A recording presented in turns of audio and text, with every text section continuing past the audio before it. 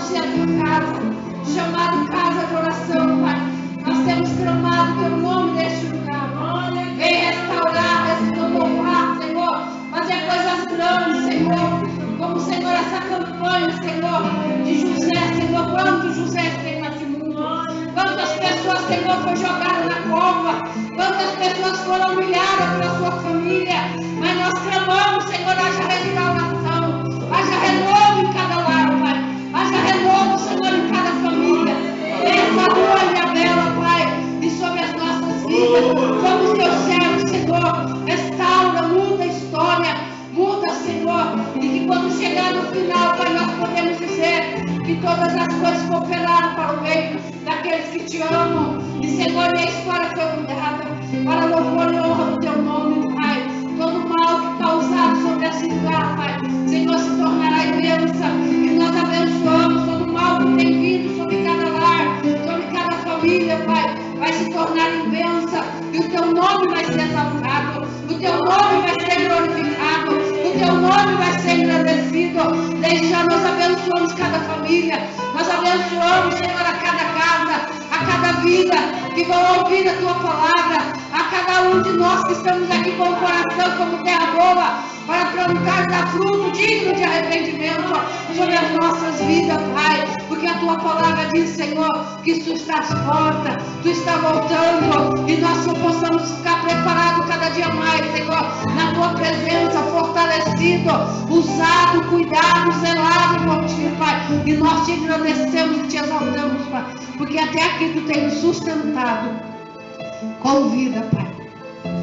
Nós não somos, Senhor, sobreviventes, nós somos vivos, Pai, porque tu, Senhor, permitiu vida a nós, Pai. E nós, Senhor, nessa noite queremos te agradecer, te exaltar e te engrandecer, Pai. Continua conosco, fazendo coisas grandes e tremendas, que ainda os nossos olhos não viu, e que não chegou ao nosso coração, e que a nossa mente não tem capacidade de entender, Pai, mas que tu possa fazer. Nós cremos, Senhor, que tu vai fazer o impossível sobre as nossas vidas, e nós possamos te glorificar e exaltar o teu santo e glorioso nome, em nome de Jesus. Amém, Jesus. Amém. Aleluia.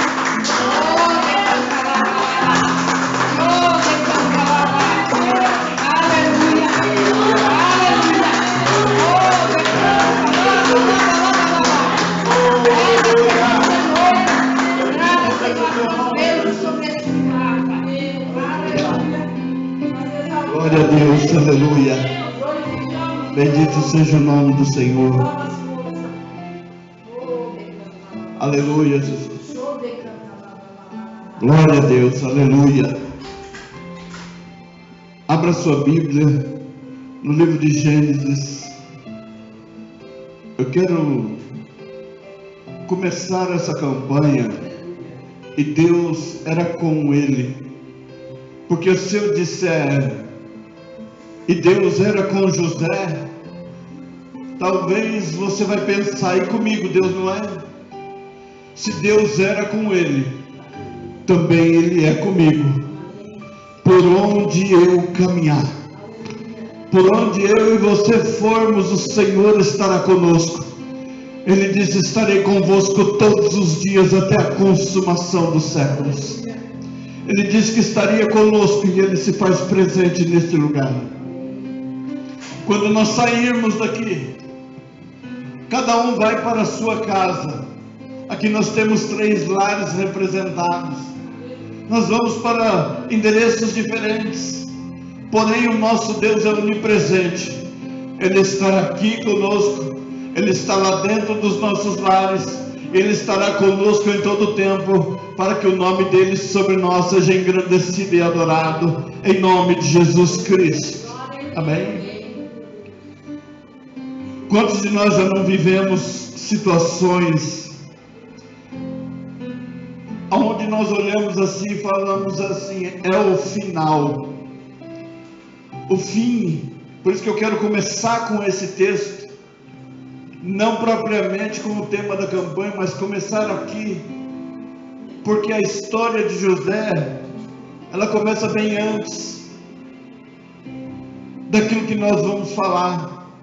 Nós vamos ler aqui em Gênesis capítulo 35, a partir do verso 16. Embora o tema principal do tema da campanha é Gênesis 39, 2, mas nós temos dos capítulos 36, 35 até os 50, falando sobre essa mesma pessoa. Nós poderíamos olhar para esse exemplo e dizer assim: nossa, como a pastora acabou de orar, ela disse assim: quantos Josés não existem sobre a face da terra? Quem aqui se sente o injuriado da família, o rejeitado da família, o deixado de lado da família? Quem aqui não se sente dessa forma? Mas todos nós temos uma história, e dentro dessa história nós vivemos, nós aprendemos, nós crescemos. Observa só, eu estava comentando com a Néia, falei: poxa vida, eu vou fazer 60 anos. Há 30 anos atrás, olha que coisa que o Espírito Santo de Deus me lembra. Há mais de 30 e poucos anos, 34 anos atrás, depois que eu rompi o primeiro relacionamento, depois que eu fiquei só, depois que a minha vida começou a descer, ali eu pensei uma coisa. Eu pensei assim: eu preciso restaurar a minha vida. Eu disse: eu preciso restaurar a minha vida, porque acho eu que com 30 anos eu morro. Então eu achava que não passaria dos 30. Tamanha era a dor, tamanha era o sofrimento, tamanha era a perturbação, tamanha era a malignidade, o inferno todo ele voltado para aquela condição, para não me deixar chegar e colocar na minha mente: você só vai até os 30. E quando hoje eu paro e vejo que 30 anos se passaram, e eu estou aqui firme, de pé, para a honra, glória e louvor do nome do Senhor e Salvador Jesus Cristo. Então todos nós temos histórias, e quem aqui já não pensou em fazer alguma coisa, falar: não, é o meu fim, acabou a minha história. Então nós somos os Josés dos dias de hoje. Então quando lemos esse texto, nós observamos que olha como foi a sua vida. Então você começa assim, a partir do verso 16: partiram de Betel, e havendo ainda um pequeno espaço de terra para chegar a Efrata, teve um filho Raquel, e teve trabalho em seu parto. E aconteceu que, tendo ela trabalho em seu parto, lhe disse a parteira: não temas, porque também este filho terás. E aconteceu que, saindo-se-lhe a alma, porque morreu, chamou o seu nome Benoni, mas seu pai o chamou de Benjamim, que significa o filho da dor. Assim morreu Raquel e foi sepultada no caminho de Efrata. Esta é Belém. E Jacó pôs uma coluna sobre a sepultura. Esta é a coluna da sepultura de Raquel até o dia de hoje. Então partiu Israel e estendeu a sua tenda além de Migdal-Eder. E aconteceu que, habitando Israel naquela terra, foi Rúben e dentou-se com Bila, concubina de seu pai. Israel soube, e eram 12 os filhos de Jacó. Vou ler até aqui. Quando a gente observa, fala assim, nós vemos que José, ele passou uma luta somente depois, mas nós precisamos buscar algumas explicações aqui. Primeiro nós precisamos ir um pouquinho mais para trás. Quando você olha Isaac, ele se casou com Rebeca e ela era estéril. E ela, por ser estéril, não poderia dar à luz. Mas Deus abençoou a sua vida, que dela veio gêmeos. Do seu ventre nasceu Esaú e Jacó. Jacó, ele foi para a casa do seu tio Labão. E quando ele se interessa por uma moça, ele se interessa justamente por aquela que não poderia lhe dar filhos. E a Bíblia diz que ele trabalha 7 anos para o seu tio, para se casar com Raquel. E quando chega no dia do casamento, não tinha iluminação, né? Claro que não tinha iluminação.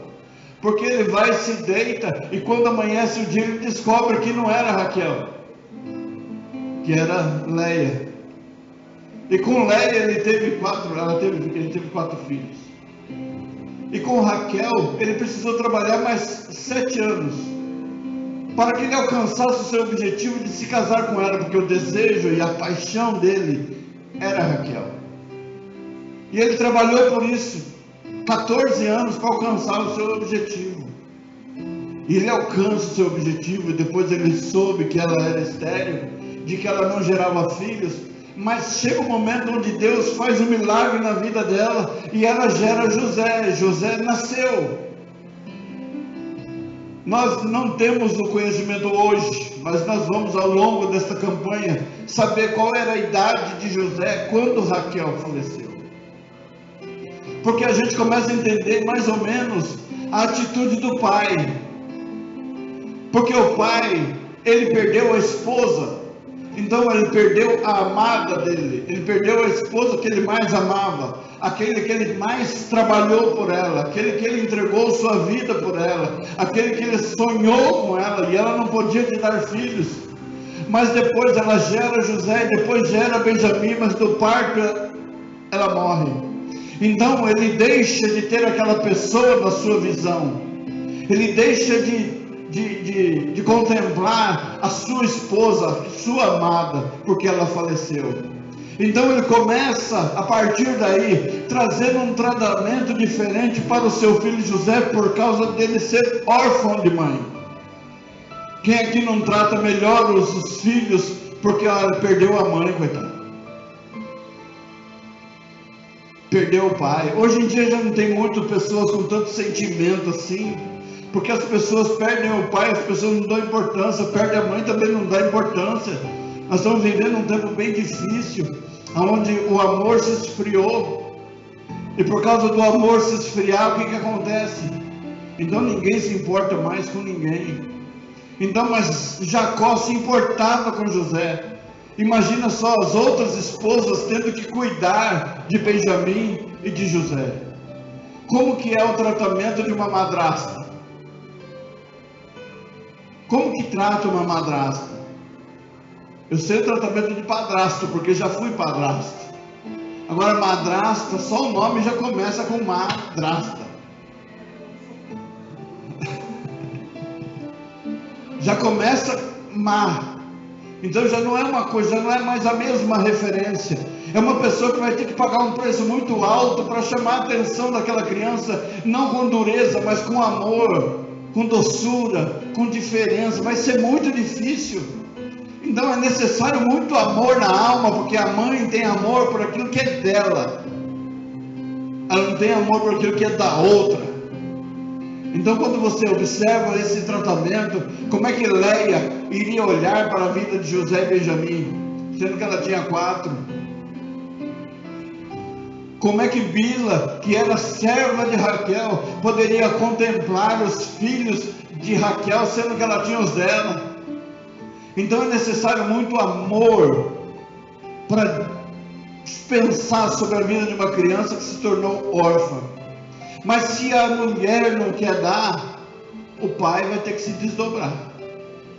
Então o pai começa a fazer coisas carinhosas por aqueles filhos que perderam a mãe. Só que isso, ao invés de ajudar aqueles meninos, atrapalha, porque gera inveja nos outros. Só que essa inveja não começou no momento que ele foi vendido ou que ele foi jogado no poço. Começou aqui. Eles não pensaram, seus irmãos não pensaram que José perdeu a mãe. Para analisar um instante. Seus irmãos, repete comigo, seus irmãos não pensaram que ele havia perdido a mãe. Aliás, eu acho que eles não pensaram nada, pensaram somente neles. Quem tem irmão aqui que só pensa neles?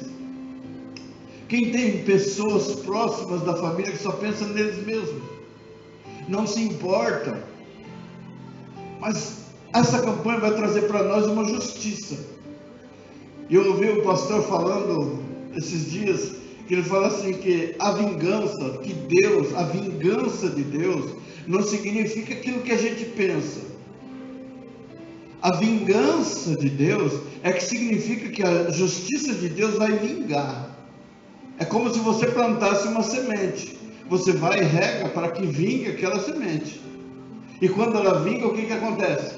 Ela cresce. E quando ela cresce, vai acontecer o quê? Vai dar fruto. Essa é a vingança de Deus. A nossa vingança é matar. A vingança de Deus não é essa. A vingança de Deus, ele quer dizer que tudo que ele fizer vai vingar. Tudo que você fizer na presença de Deus vai prosperar. Então aqueles meninos, aqueles irmãos olhavam para a vida de José e não contemplavam a sua dor. Não se importavam com aquilo que eles estavam sentindo. Mas o pai tinha por obrigação e carinho e amor de cuidar, de suprir essa necessidade. Quão difícil é suprir a necessidade da mãe? Não é? É difícil a falta do pai? É difícil.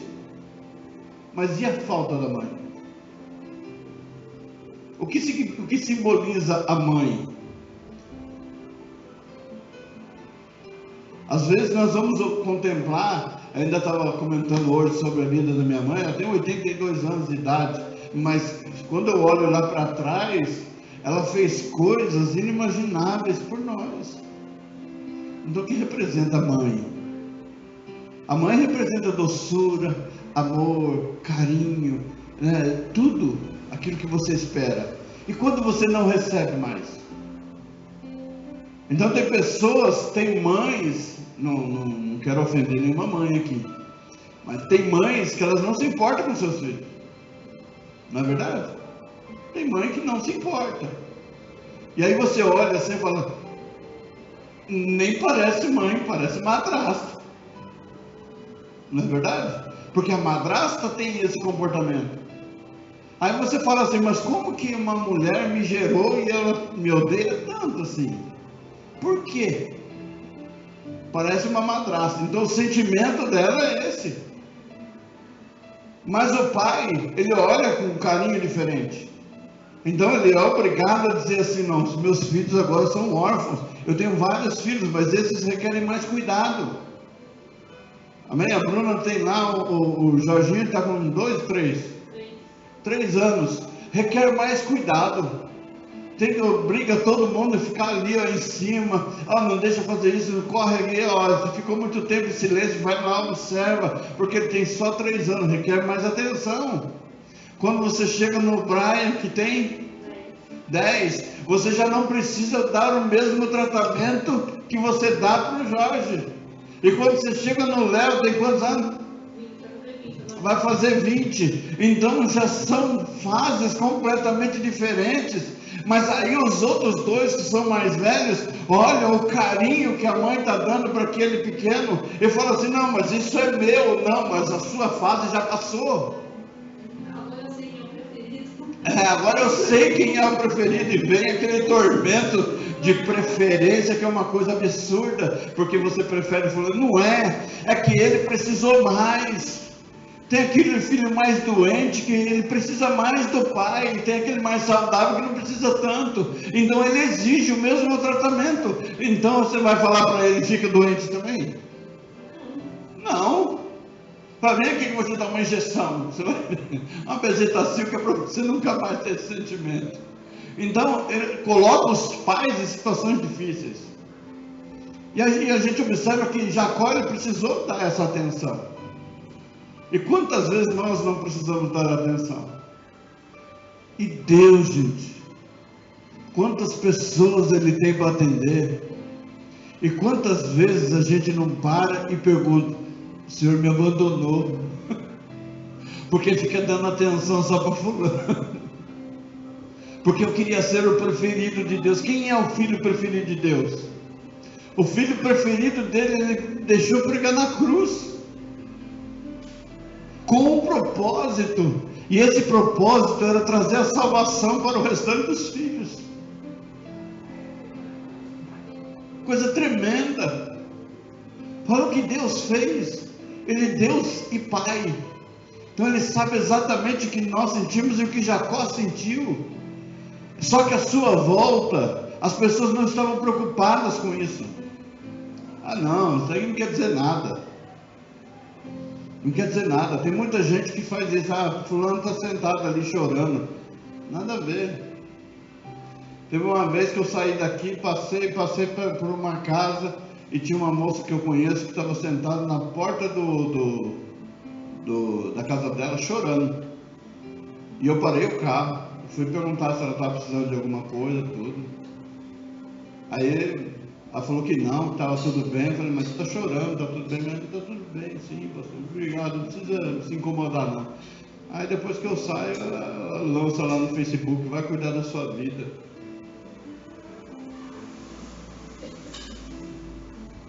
Se estiver chorando, eu vou pensar 2 vezes de parar o carro.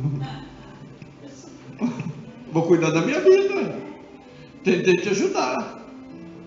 A única coisa que eu queria fazer era te dar uma atenção para ver se eu posso te ajudar em alguma coisa. Depois expõe no Facebook, vai cuidar da sua vida. Então, depois dessa, acabou. Vou cuidar da minha vida, do que eu tenho que fazer. Então tem pessoas que são secas, elas não têm sentimento.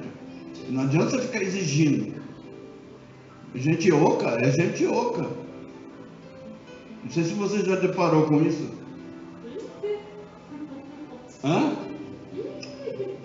A pessoa não tem nada dentro. Parece que não tem nada dentro.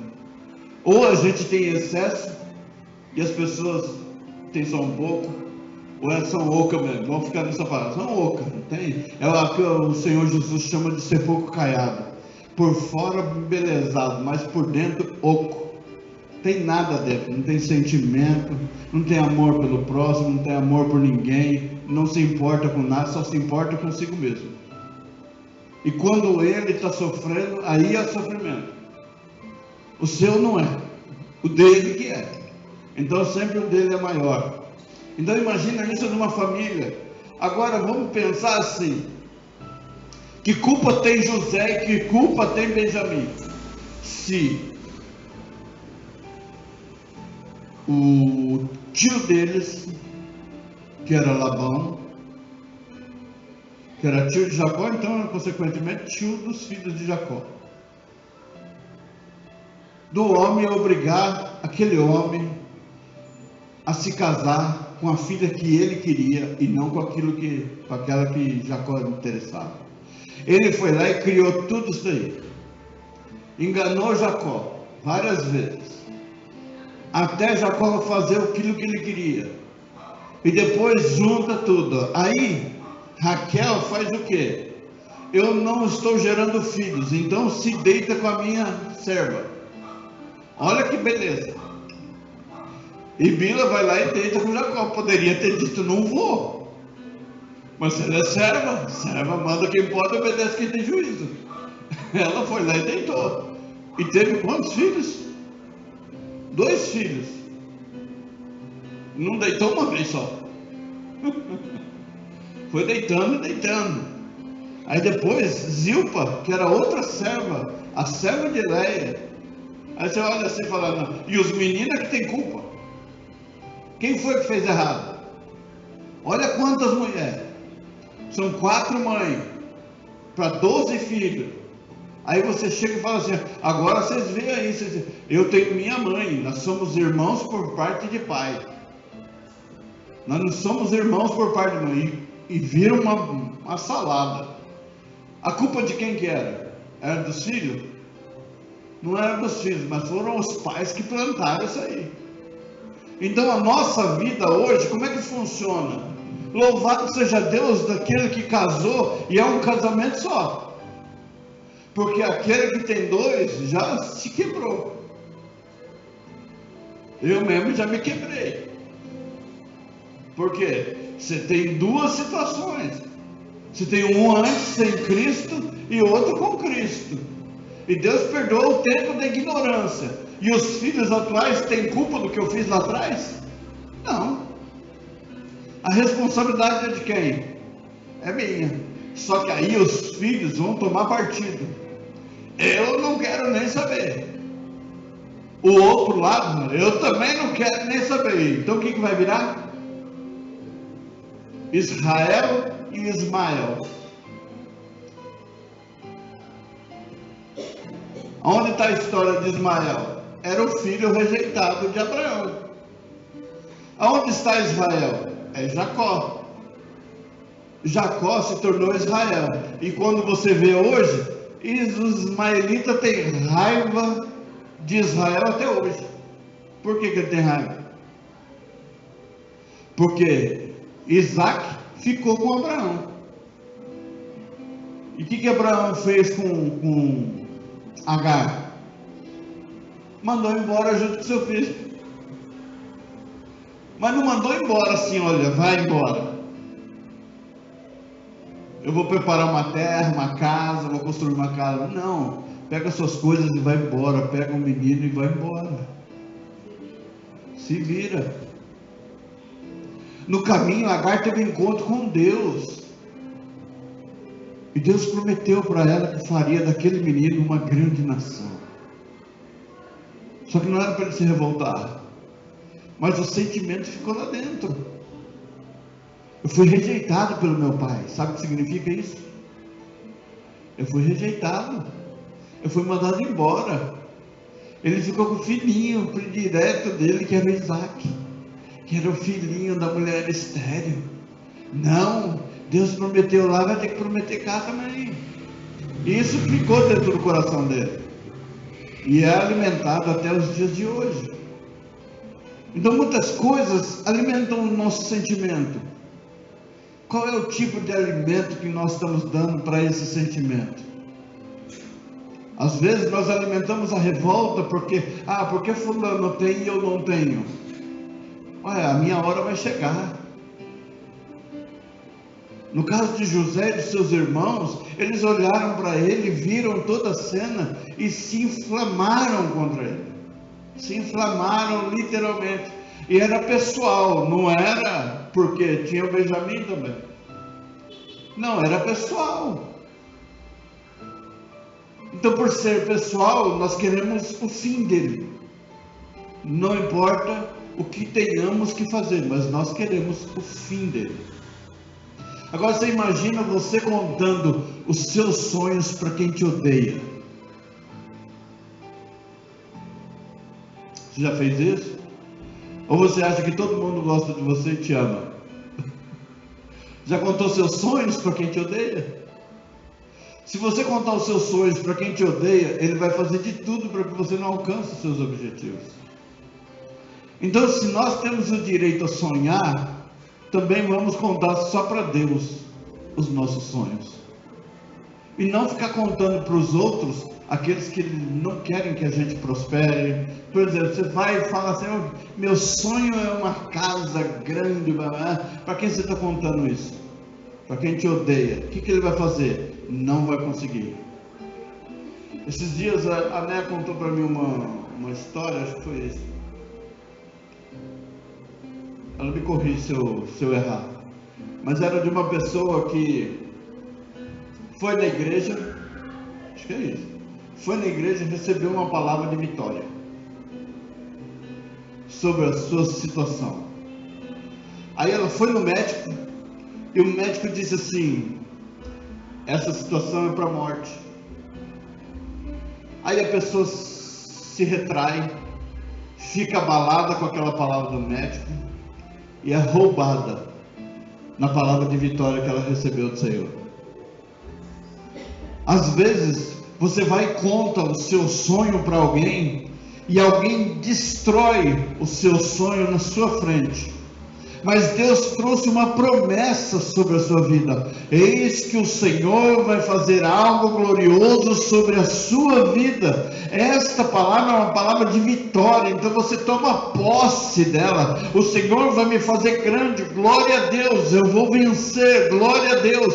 Aí você vai e conta para quem conhece a sua vida, ele vai dizer assim: você é um fracassado. Aí toda aquela palavra que Deus falou para você, você fala: realmente, eu sou um fracassado.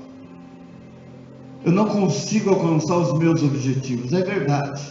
Então nós somos roubados na palavra vitoriosa que o Senhor nos deu. Então que nós venhamos a aprender isso no Senhor. Toda palavra de vitória, de bênção que você receber, toma posse dela. E não deixa ninguém estragar a palavra que Deus trouxe para a sua vida. Não importa a pessoa mais negativa chegar e falar que você não merece, que isso, não importa, não deixa isso entrar no seu coração. Eu coloquei esse louvor, esse primeiro louvor, Jesus é a nossa referência, porque se você ficar com seus olhos voltados para Cristo, você não vai olhar para aquilo que as pessoas estão dizendo. Obrigatoriamente você tem que ficar olhando para Jesus. Porque se você olhar à sua volta, as circunstâncias, as próprias lutas vão dizer o contrário para você. Olha que coisa interessante, quando você vai no livro de Naum, capítulo 1, verso 3, a palavra de Deus diz assim, que Deus tem um caminho no meio da tempestade. O que é maior, o caminho ou a tempestade? A tempestade, não é verdade? A tempestade, ela, quando você vê o furacão, por exemplo, eu já vi filmes e reportagens sobre o furacão por dentro, é uma coisa absurda, é uma força fenomenal, é uma força que arranca casas, destrói prédios, levanta aviões, é uma coisa absurda, uma força absurda. Então você imagina, se você está olhando para o avião sendo levantado pelo vento, uma casa sendo arrancada pelo vento, você vai dizer assim, como que Deus vai ter um caminho no meio dessa luta? A palavra de vitória está onde? Na tempestade, ou a palavra de vitória está, eu tenho um caminho no meio dessa tempestade. Você vai passar por ela e sem acontecer nada na sua vida, você vai sair vitorioso. Olha o que o Senhor fala através do profeta Isaías, se você passar pelas águas, elas não te submergirão, se você passar pelas chamas, elas não arderão sobre a sua vida. Isso é palavra de vitória, louvado seja Deus. Então nós vamos armazenar palavras de vitória sobre o nosso coração, e não vamos permitir que o inimigo lance palavras negativas sobre nós, sobre aquilo que nós estamos fazendo. Eu sempre tive o hábito, e sempre tenho o hábito, quando meus filhos falam, pai, eu estou saindo para fazer isso, vai, seja bem sucedido, em nome de Jesus Cristo. Quero transferir essa palavra sobre a sua vida, tudo aquilo que você for fazer, vai, seja bem sucedido, em nome do Senhor e Salvador Jesus Cristo. Se você impor as mãos sobre os enfermos, ele será curado. Se alguém precisar de libertação, Deus vai usar a sua vida. Se você precisar de dinheiro, Deus vai suprir a sua necessidade. O nome do Senhor será glorificado sobre ti, em nome de Jesus Cristo. Aleluia. Amém? Porque o que existe de pessoas negativas não é pensar positivo. Crente não pensa positivo. Crente tem certeza do Deus que ele serve. Nós temos convicção do Deus que nós servimos. Quantas não foram as vezes que eu ouvi, e minha mãe gosta muito de me lembrar isso, ela sempre fala assim, quantas pessoas tem na sua igreja? Isso é profético hoje. Eu falei para ela assim, 4. Só 4? Alguém pode dizer para mim assim, pastor, por que você não fecha? Outro diz assim, nossa, como é que eu ouvi ontem? Uma vez pastor, sempre pastor. Como se um dia eu tivesse deixado de ser pastor. Porque afinal de contas, a sua igreja é pequena, não tem ninguém. Aí você começa a ouvir essas palavras, mas eu me lembro sempre da promessa que Deus fez. Foi eu que te chamei. Foi eu que te tirei de trás das malhadas. Foi eu que te tirei de uma posição deitado. Foi eu que te pus de pé. Foi eu que firmei os seus pés sobre a rocha. Foi eu que coloquei um novo cântico nos seus lábios. Foi eu que te enchi da minha presença e da minha palavra. Foi eu que fiz isso. Então, enquanto Deus não mudar a sua palavra, nós também não mudamos a nossa. Se Deus disse que é para ficar, nós vamos ficar. Se Deus disse que é para abrir, nós vamos abrir. Se Deus disse que é para limpar, nós vamos limpar. Hoje a irmã Vilma veio aqui, já estava todo cheiroso. Cheguei e falei, a primeira limpeza do ano eu gosto sempre de vir e fazer. Porque eu quero orar, eu quero pedir a Deus, eu quero clamar a Deus, eu quero estar na presença de Deus. E às vezes a minha expectativa, você pode observar, quantas cadeiras foi colocado?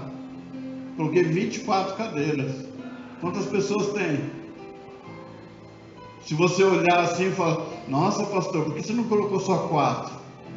Não, gente, falta só 20 para encher a igreja. Amém? Falta só 20. Quantas você vai trazer quarta-feira que vem? Quantas você vai trazer quarta-feira que vem? Quantas você vai trazer semana que vem? Quantas eu vou trazer semana que vem? Ah, pastor, eu convido, mas ele não vem, mas eu convido. Eu fiz a minha parte. Eu chamei. Então, se a gente olhar assim, ah, não, pastor, desiste. Não, falta só 20, gente. Aquele rei foi e preparou uma grande festa. Vamos celebrar um aniversário. Não apareceu nenhum convidado. Aí a palavra de Deus disse que o rei mandou uma ordem para os seus servos: desce pelas ruas, vai pelas valas, encontra as pessoas e chama todas elas para vir. Os convidados não querem, mas tem quem quer. Bendito seja o nome do Senhor Jesus Cristo por isso. Às vezes nós olhamos as circunstâncias, mas não. Por quê? Vamos deixar bonitinho. Você sentiu o cheiro a hora que você entrou? Cheiro gostoso, ó, gostoso, maravilha, louvado seja Deus. Você cria, você faz. Olha que coisa interessante. Alguém aqui já foi no céu? Eu fui no monotrilho. Bem famoso. Aonde? No monotrilho. Você já foi no céu? Qual é a frase que o Senhor Jesus vai dizer para você quando você chegar lá no céu? Olha que coisa, olha que revelação. Obrigado, Espírito Santo. Nossa, ele está junto. Ele mesmo falou, estou nessa, estou junto com você. O que Jesus fala para os seus servos quando você vai estar diante dele lá no céu? Vinde, bendito do meu Pai, para o gozo que está preparado desde a fundação do mundo. Qual o sentido de você preparar uma coisa antes? O Senhor preparou tudo antes. Está tudo lá. Quando a gente chegar lá, o pastor, nós não vamos precisar limpar mais. A Bíblia diz que lá é lindo, ruas de ouro, coisa tremenda. As muralhas são de pedras preciosas. Olha que coisa mesmo. E lá não precisa de sol, nem de energia. Lá Enel faliu. Nós não vamos precisar dessa luz artificial, porque lá a luz do Senhor brilha o tempo todo. E foi gerado isso antes da fundação do mundo. Então nós viemos e preparamos tudo para aquilo que vem depois. E eu quero afirmar para você, o que Deus vai fazer com a sua vida e com este lugar depois será muito maior do que o que nós estamos vivendo hoje. Se você estudar a vida de José, você vai ver que ele viveu melhor depois. Ele viveu 110 anos. Ele foi colocado como governador aos 37. Então, dos 37 até 110 anos, foi só vitória. Amém? Quando eu falei para mim, hoje 60 anos, daqui para frente é só vitória. Daqui para frente é só bênção. Daqui para frente na sua vida é só bênção. Só o nome do Senhor sendo glorificado. Você vai ver bênção chegando na sua casa. Você vai ver, nossa Senhor, quanta coisa. Vai ver em nome de Jesus. Vai ver, você vai ver as bênçãos batendo na porta da sua casa. Você vai ver compras chegando, entrando dentro da sua casa. Você vai ver a sua casa suprida. Você vai ver a diferença. Deus vai fazer mudança. Deus vai falar para você ao longo dessa campanha que vai ter mudança na sua vida. E o que Deus fez na vida de José, através de todo esse sofrimento inicial, foi prepará-lo para o que viria de melhor lá na frente. Mas uma coisa Deus ensinou para ele, olha que coisa interessante. Eu meditando nessa palavra esses dias, eu falei assim, mas ele não foi rei.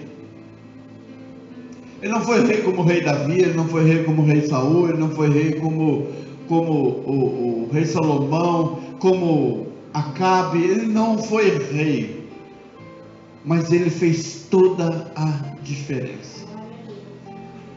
Que coisa linda, maravilhosa.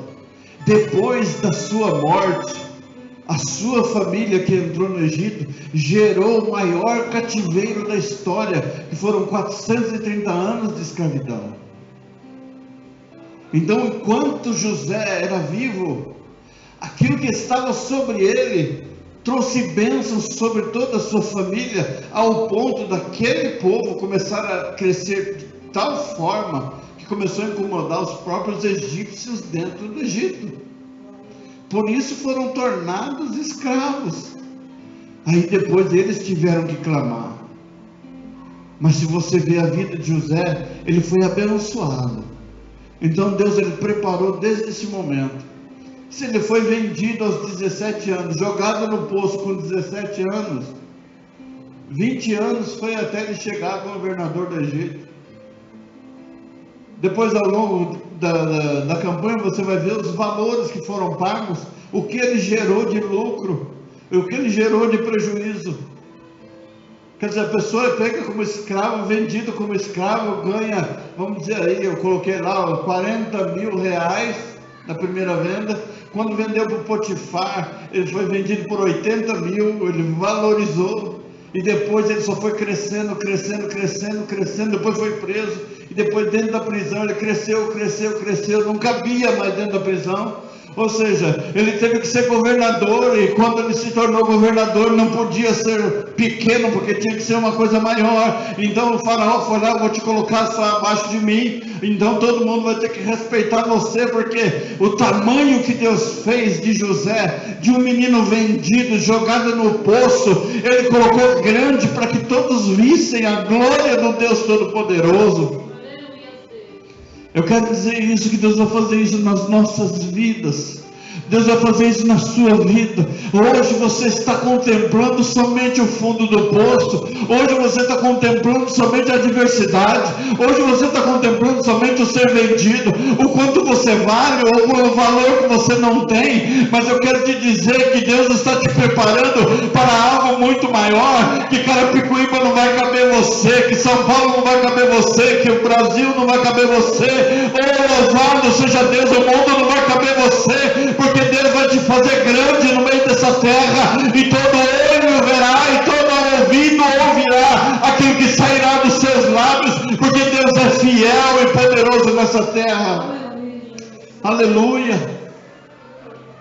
E o inimigo quer que você continue olhando somente para o fundo do poço. Olha para cima, olha para Jesus, olha para o autor e consumador da sua fé e da sua salvação.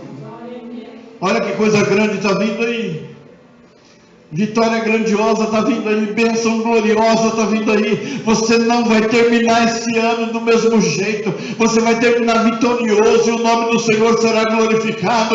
Que fique isso registrado, para que o nome do Senhor seja engrandecido, para que você contemple com o seu olhar aquilo que Deus vai realizar.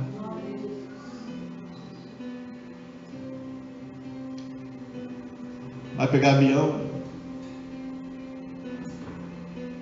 Pegar avião, já voou de avião? Não vou perguntar se andou, porque andar você anda a pé. Avião você tem que voar.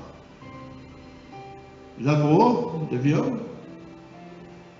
Nós nunca voamos de avião. Deus vai preparar tudo isso aí. Isso é só o começo. Amém? Só o começo daquilo que Deus tem preparado para nós. E quando falamos assim, não, eu sou o José da nossa família, da minha família, então suporta tudo aquilo que ele suportou. Não aguenta.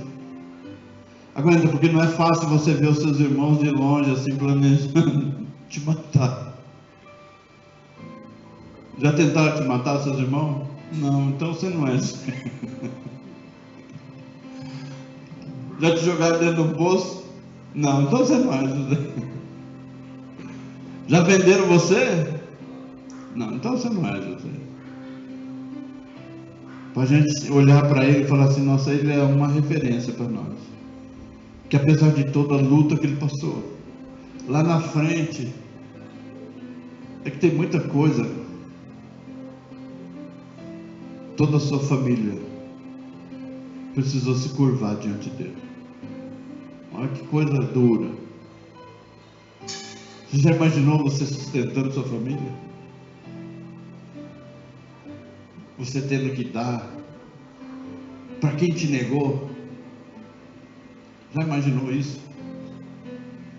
Você ter que semear na vida de quem te esculachou, te chamou de pobre, de miserável, de não ter onde cair morto.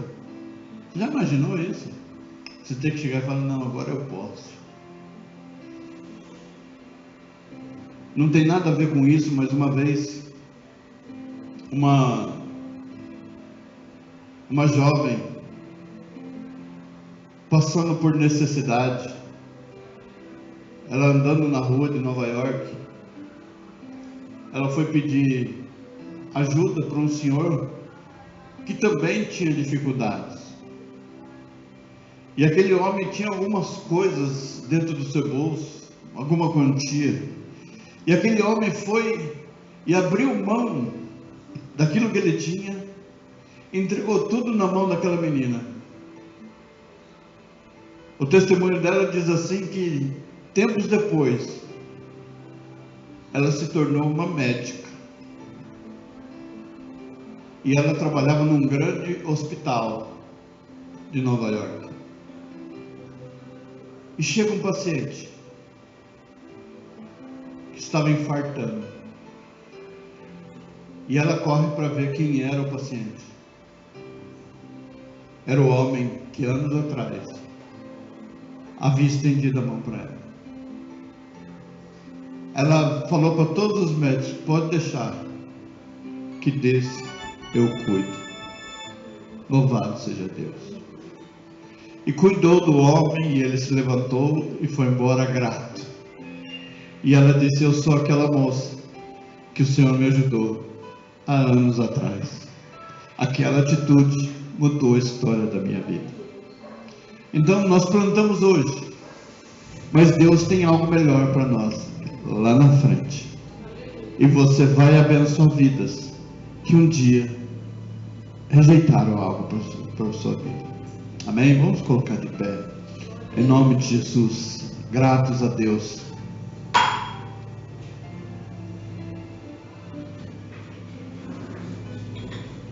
Aleluia, Jesus, bendito seja o teu nome, Pai.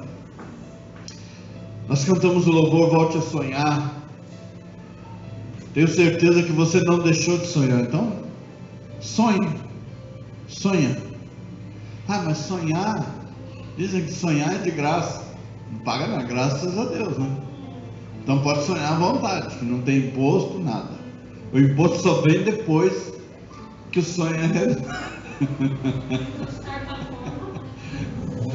Não é tão de graça, porque depois que ele chega, você vai pagar alguma coisa.